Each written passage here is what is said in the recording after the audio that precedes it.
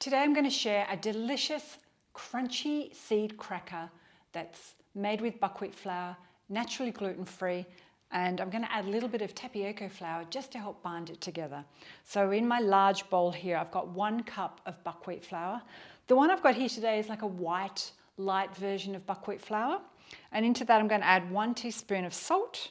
You can add more to taste, and as I said, to help bind it together I'm adding tapioca flour. You could do cornflour, potato flour, arrowroot flour or starch, just something to help it stick together. I've got fennel seeds, 1 tablespoon. That gives it a really nice flavour inside this cracker.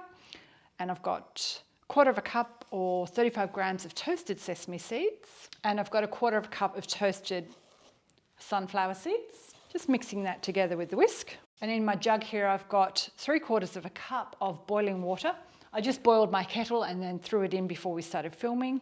And you might just need to adjust the water depending on the flour you've used or the humidity in your country. I know that sounds strange, but it does affect it and the brand of flour you use. 2 tablespoons of olive oil. You can use any other type of oil that you have. The oil also gives it a kind of nice moisture. And a little tip, secret tip to making these crackers is we need to let this dough rest for about 10 to 15 minutes. And then we'll check it again, and then if we need extra moisture or extra flour, we'll add it then. We'll let it rest.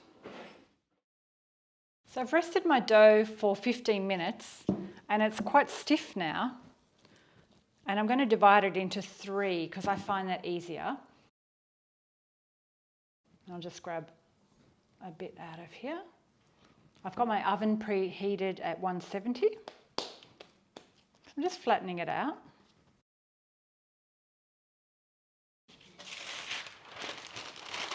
And I grab another piece of baking paper and I roll it really thin.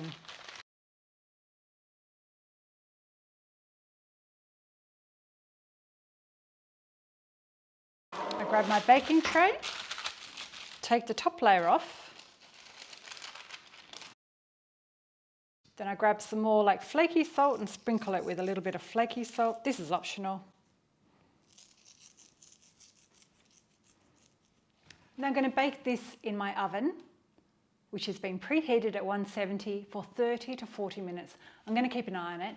I don't crack it or slice it or anything. I find it's better if I just do cracking later on, freeform style. But if you'd like to stop and crack it after 15 minutes, you can slice it through gently. So I'm going to bake it now for 40 minutes.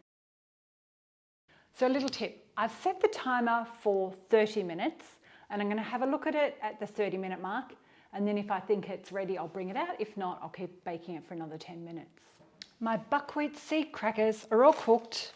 I did each tray separately and they're nice and thin, so they've actually curled a little bit on the edges, but check these out. And now what I do is I just crack them freeform, like that. And then you can serve them with cheese, pickled carrots, not pickled, fermented carrots are really yummy with it. I'll do a little taste test. They taste so good. I haven't made them too salty today. And a hint of fennel gives it that really nice kind of aniseed aftertaste. So crunchy, so delicious, and so thin. Hope you've enjoyed my how to make buckwheat seed crackers that are totally gluten-free. I've got another recipe which I'll pop a link up above, which is for an all seed cracker with no flour. Hope you've enjoyed this video today, and I'll see you next time. Hej då from Sweden.